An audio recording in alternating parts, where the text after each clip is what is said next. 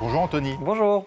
On va reparler du Mali, où il y a quelques semaines, l'armée malienne a perdu plusieurs localités au nord du pays. C'est dans ce contexte que la vidéo d'un avion accidenté vient alimenter les fausses informations sur les gains des groupes armés. Oui, voici ces images en question qui circulent maintenant depuis plusieurs jours. Regardez cette vidéo où l'on voit un appareil, un avion plus précisément, en feu, d'où s'échappe, vous le voyez, une épaisse fumée noire. Et on aperçoit également cet avion en plein désert avec la cabine en feu. Donc, des publications qui, pour certaines, vont rajouter de la musique épique pour histoire de dramatiser la scène. Des publications qui aussi, pour certaines, ont dépassé même le million de vues. Mais que ce soit sur TikTok ou sur Facebook ou même sur X, chaque fois, c'est la même affirmation, à savoir qu'un avion a été détruit à Anefis ce matin lors d'une frappe de drone kamikaze des éléments FLA JNIM. Alors, petite précision, c'est Anefis, c'est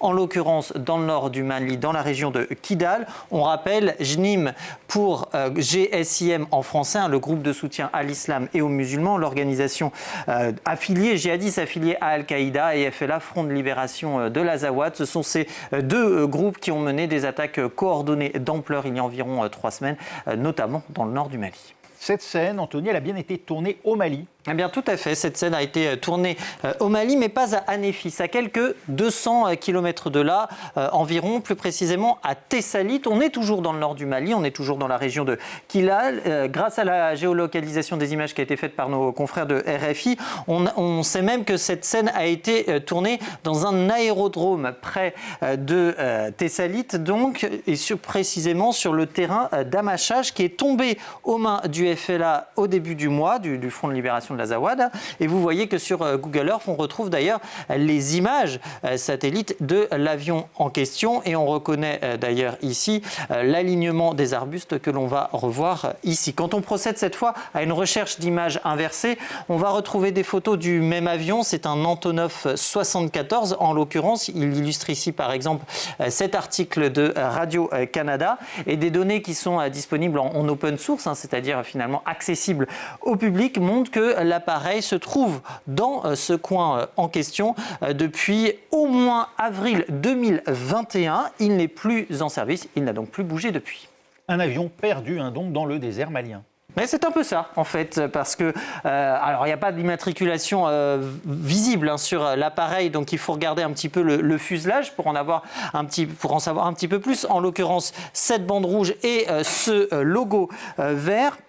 Ça va nous mettre sur la piste de son dernier utilisateur, en l'occurrence cette compagnie soudanaise, Green Flag Aviation Co. Ltd. C'est un transporteur basé à Khartoum. C'est ce que nous apprend par exemple ce compte sur X spécialisé dans tout ce qui est anecdotes et histoires un peu atypiques des avions. Ce cargo était donc a priori souvent lié à des opérations logistiques et humanitaires en Afrique. Il y a un site internet, celui-ci, qui répertorie les accidents d'avions et on apprend, ça évoque en tout cas un Antonov 74 de cette même compagnie qui était en mission pour l'ONU et qui aurait fait une sortie de piste le 16 janvier 2021, site qui évoque toutefois Kidal et non Tessalit, mais qui n'exclut pas que l'appareil ait pu être déplacé. Toujours est-il, il y a certes un peu de mystère autour de cet avion, mais en tout cas, une frappe contre l'armée malienne, une frappe de drone kamikaze, ce n'est pas ce que montre l'incendie de cette épave. Merci Anthony.